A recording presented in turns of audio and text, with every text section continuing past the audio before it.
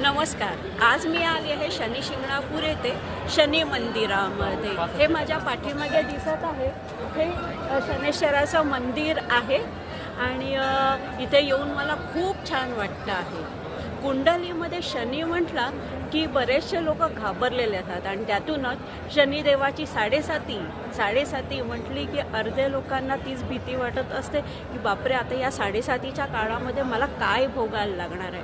पण खरं सांगायचं तर शनिदेवांना घाबरण्याची तशी काही खरंच आवश्यकता नाही आहे. शनिदेवांचं एकच तत्त्व आहे, भोगा आणि मुक्त व्हा.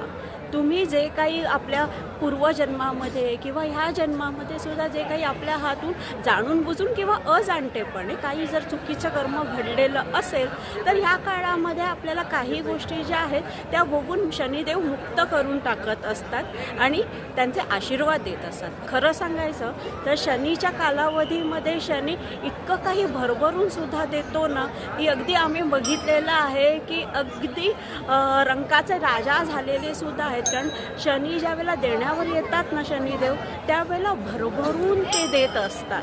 त्यामुळे तुम्ही त्यांना घाबरू नका. शनी हे कर्तव्य दक्ष आहेत, मेहनती आहेत.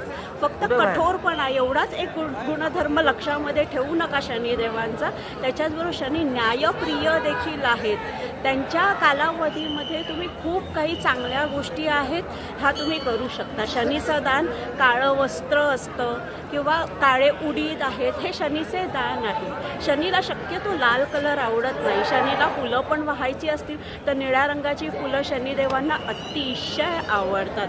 त्यामुळे जर तुम्ही येणार असाल तर तेल आणि निळी फुलं अगदी आवडीने घेऊन या. त्याच्याचबरोबर कुंडलीमधले आणखीनही काही योग असतात, जसे शनिचंद्र आहे किंवा काय, तर ह्या गोष्टींचा अभ्यास करून हे करा.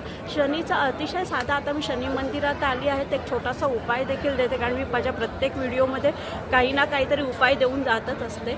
ज्यांना खूप जास्त त्रास होत आहे, सगळी कामं अडकत आहेत, कुठलंही काम हाताशी घेतलं की ते पूर्णत्वाला यायच्या आधीच बंद पडतं, अशा वेळेला एक शनिदेवांसाठीची एक छोटीशी रेमेडी आपल्याला देत आहे. आपण छायादान करू शकता. छायादान म्हणजे आहे एखाद्या मातीच्या पंटीमध्ये तेल घ्यायचं आहे, त्याच्यामध्ये आपली प्रतिकृती साधारणपणे मिनिटभर आपण त्याच्यामध्ये बघायचं आहे. मिनिटभर आपण बघत राहू ना, त्याला आपलं लक्षात आहे इथे माझे डोळे आहेत, इथे माझे कान आहे, यालाच आपण छायादान म्हणतो. आणि हे तेल जे आहे हे शनिदेवांच्या पायाशी ठेवायचं आहे. लक्षात ठेवा, हे तेल शनिदेवांवर वाहायचे नाही आहे, त्यांच्या पायाजवळ फक्त ठेवून यायचं आहे. आपल्याला अगदी शनी शिंगणापूरला येत नसेल तरी आपल्या आजूबाजूला देखील शनी मंदिर अनेक असतात, तर तुम्ही तिथेही हे करू शकता.